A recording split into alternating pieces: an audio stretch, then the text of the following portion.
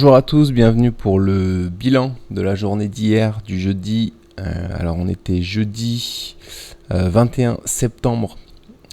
Alors on commence avec les indices, on a bien reçu hier avec les indices, ça a fait un gap baissier.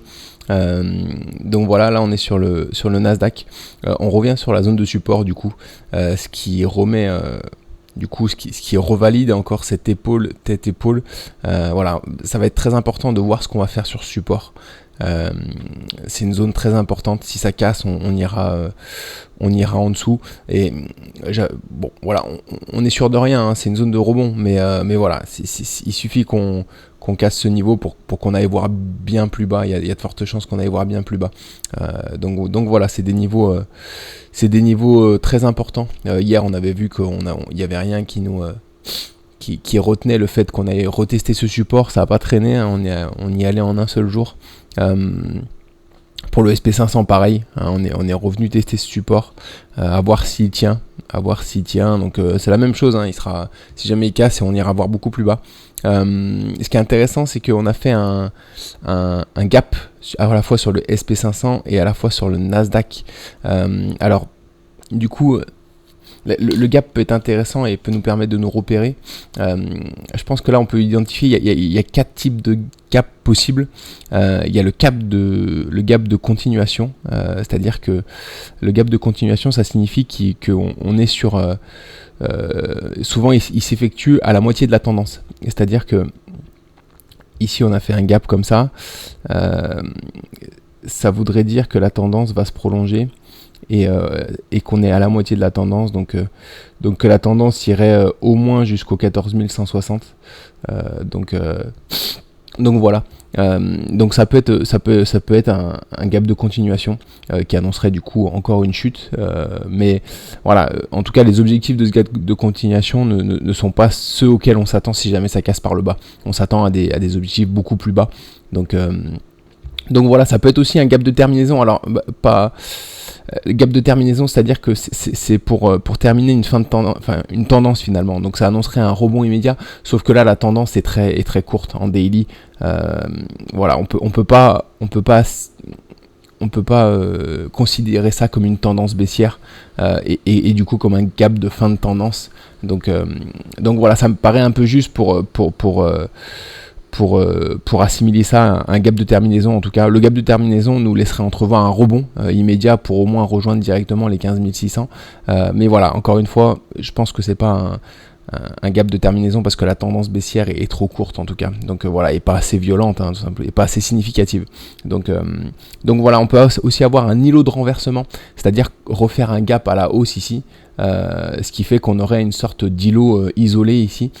Ça annonce un retournement, ça annoncerait un retournement pour un retour immédiatement vers les 15 600, enfin assez rapidement vers les 15 600, voire plus. Donc ça, ce serait une bonne nouvelle pour un futur rebond éventuellement. On va voir comment ça va se passer aujourd'hui. Dans tous les cas, on aura la réponse ce soir. Hein. Si jamais il y a eu un îlot de renversement, on le verra dès ce soir à la fermeture du marché américain. Et enfin, on peut avoir fait aussi un gap commun. Un gap commun, c'est des gaps qui sont en général comblés au bout d'une semaine, comblés au bout de quelques jours. 90% du temps en tout cas. Donc voilà, après il faut savoir que ce gap, s'il est partiellement comblé, il peut ensuite faire office de résistance. Donc voilà, on peut rebondir ici et puis repartir fort vers le bas parce que les gaps souvent jouent le rôle de résistance ensuite. Donc voilà, on va voir comment ça évolue aujourd'hui. La journée d'aujourd'hui va être très importante, hein, et l'ouverture lundi aussi, lundi prochain, si aujourd'hui on bouge pas trop, l'ouverture la semaine prochaine sera très très importante. Donc voilà, en tout cas hyper intéressant. Je voulais aussi jeter un œil, vous montrer le CAC 40. Le CAC 40 qui fait aussi une sorte d'épaule, tête-épaule inversée, pas inversée, une épaule, tête-épaule.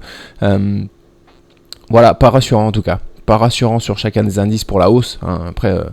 Après, si vous avez un biais baissier, c'est génial parce que je pense qu'on a plus de chances de baisser actuellement que de grimper parce après on est sur des zones de support sur beaucoup d'indices sur lesquels on peut rebondir, hein, finalement. Donc voilà, on va voir, on s'avance pas. Pour le moment, on est sur une zone de support. On s'attend à un léger rebond ici sur la zone de support. Je pense pas que ça aille casser directement. Après, on sait jamais, mais voilà, c'est après ce rebond, au bout de quelques jours, on va voir comment ça réagit, si vraiment on repart vers le haut ou si jamais ça casse vers le bas, on finit par buter sur cette résistance qui est le gap et de casser par le bas. En tout cas, la journée d'aujourd'hui va être très importante parce qu'on va voir à peu près à quoi correspond ce gap et voilà, donc on peut avoir des éléments de réponse dès demain du coup. Alors pour la perte du jour, pour la perte d'hier, c'était Uber, du coup c'est les shorts qui ont bien fonctionné. Uber, on l'avait vu, on était sur une épaule, tête, épaule inversée, un début d'épaule je pense ici. Donc voilà, on était à la fois sur un double top et à la fois sur éventuel, enfin en daily en tout cas. Voilà, le double top et à la fois sur une possible deuxième épaule en construction. Donc voilà, on a fait un gap baissier aussi, on est arrivé quasiment à notre R2, donc on peut sécuriser la position, on peut sécuriser ce short. Donc voilà, une belle perf pour Uber hier, enfin une belle perf à la baisse en tout cas. Et puis pour le flop d'hier, Goldman Sachs qu'on avait pris à la hausse, voilà, on a un beau triangle symétrique ici. On a pris les rebonds à chaque fois sur les supports ici. Donc voilà, on avait pris le rebond ici, on avait mis un ordre ici, on était parti. On avait eu le temps de sécuriser la position. Et là, on est revenu, du coup, suite à la séance d'hier, casser notre stop loss finalement. Déclencher notre stop loss qui était sur notre point d'entrée. Donc voilà, on perd pas d'argent sur cette action, mais voilà, on s'attendait au moins à aller chercher la résistance et on espérait casser cette résistance pour aller voir beaucoup plus haut sur Goldman Sachs. Voilà, mais ce sera pas pour tout de suite. Donc voilà, on va quand même la surveiller. Immédiatement, là, il n'y a pas trop de spots de points d'entrée. Peut-être si on revient tester cette zone, mais voilà, je suis pas convaincu non plus. Voilà, on va continuer à la suivre. On va continuer à suivre si peut-être si on vient retester cette zone pour éventuellement un triangle symétrique, mais plus comme ça.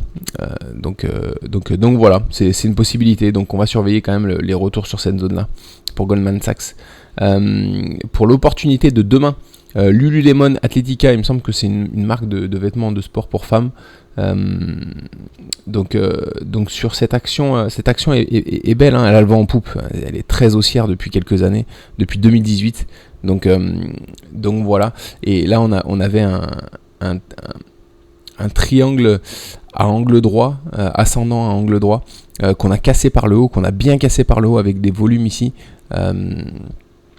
Et là on fait un throwback, et sur le throwback on a un retournement ici, donc ça me semble être intéressant à prendre en longue à la hausse. Donc voilà, si on est déclenché, on mettra notre stop loss ici. Donc voilà, les objectifs sont bons, hein. Les objectifs nous mèneraient autour des 500, ce qui nous mènerait autour du R5. Donc voilà, on va suivre Lululemon, ça pourrait être intéressant.